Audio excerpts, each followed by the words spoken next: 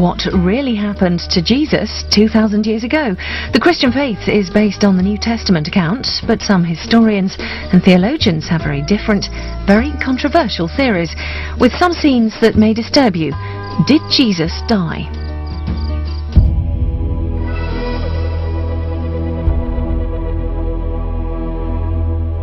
The most celebrated human being in history was a first-century Jewish revolutionary called Jesus.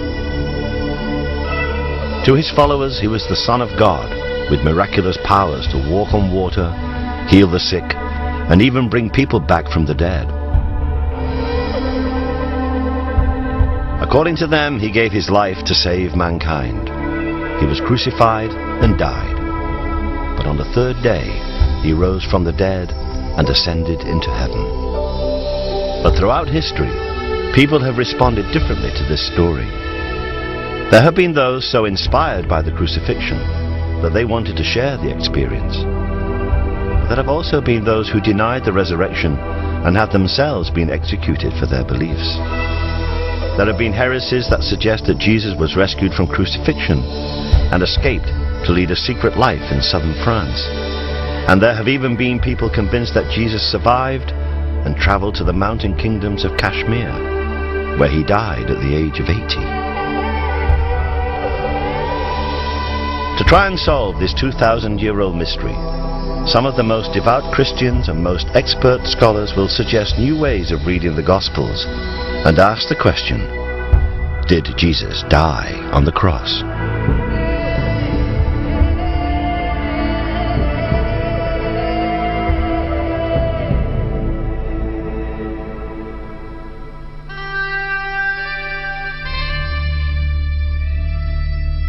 Jesus Christ was executed because he was a fundamentalist Jewish agitator in a country only precariously occupied by the Roman Empire. But he inspired a religion that has spread across the whole globe. He did this partly through his teaching and through his life and death. But most of all, he became the inspiration for millions because his followers believed that he had risen from the dead. Christianity is based upon the resurrection of Christ and upon the concept of the gospel truth. To question one is to question the other. Throughout history, the Church has treated these questions as heresy and persecuted those who asked them. But 2,000 years after the events, many modern scholars and theologians, and even some who are training for the priesthood, now seem to doubt the historical accuracy of the Gospels, and even the literal truth of the idea that Jesus rose from the dead. I've never been able to find a real dichotomy myself between being a good historian and a good theologian, or a good historian and a Christian, to put it very bluntly. I do not believe that gods and goddesses or anyone ever comes down from heaven and produces divine babies. I don't believe it actually happens, nor do I think that Jesus, in a literal sense, went up to heaven to take his place at the right hand of God. But how has it happened that so many Christian theologians have managed to interpret the Bible in ways that would once have been seen as heretical? The most obvious reasons can actually be found in the original text themselves, in the four Gospels. I think all the gospel stories or the gospel accounts, they're something that's handed to us from childhood, really. So as we're sitting in our primary schools, we're told that it was Matthew, Mark, Luke and John, and they were four apostles, and Jesus did this and Jesus did that, and we see the pictures. And to a certain extent, we're not encouraged to question beyond that. It's presented as a narrative. It's presented as a storyline that actually happened. And I think for a lot of people, their belief never goes further than that. They simply remember these stories, and that's what happened. And I think the problem is, for individuals, when you start moving beyond that and try to work out what exactly the Gospels are. One story on which they are all clear, concise and more or less agree is the story of the crucifixion.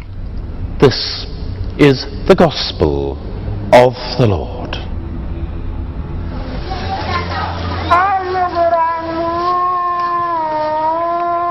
Every year at Easter, Christians in the Philippines reenact the crucifixion of Jesus as described in the Gospels. They actually volunteer to be crucified. They do it because they believe it will help them to purge their sins. For the onlookers, it's a bloody and brutal reminder of what happened to Jesus 2,000 years ago. Crucifixion was the most cruel and atrocious punishment that the Romans could inflict. And it was inflicted only for treason and only on slaves. If you were a nobleman and you were a traitor, then normally you were strangled, something much simpler and much easier and much less painful.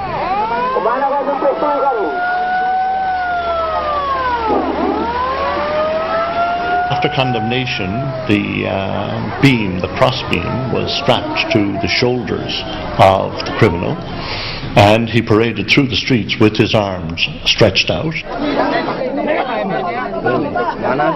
At the place of execution, then, nails were hammered into the hands and the feet. In the Philippines, they use real nails. They do experience the real pain that Jesus felt.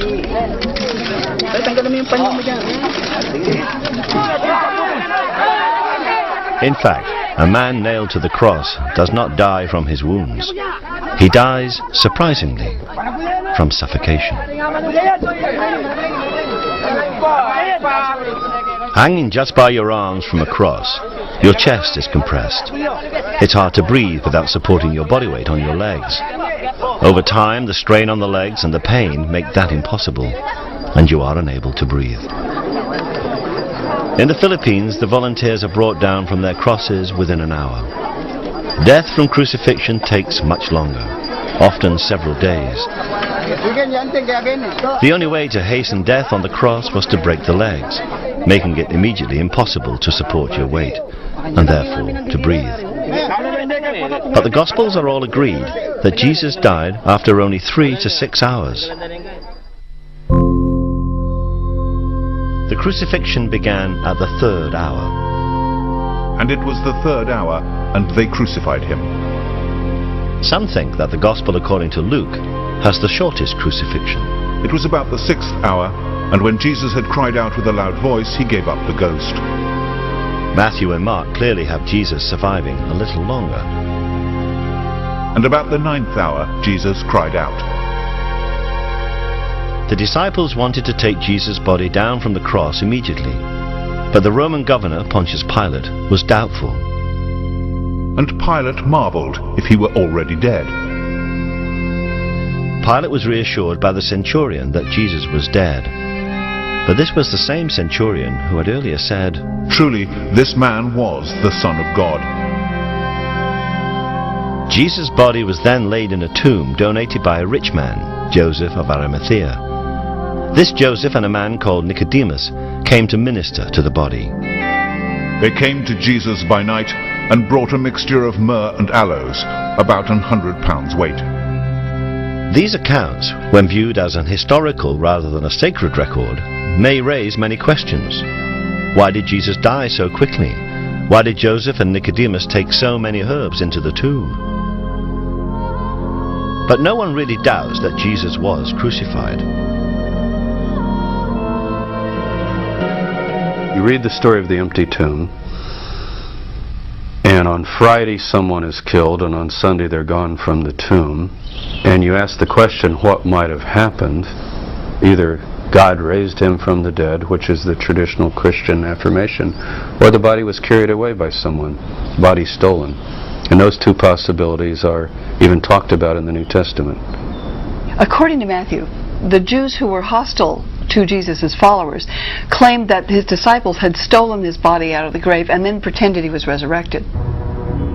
While the enemies of Christians immediately came up with conspiracy theories to explain the resurrection, the stories told by the Gospels are very down to earth. They describe how Jesus was alive.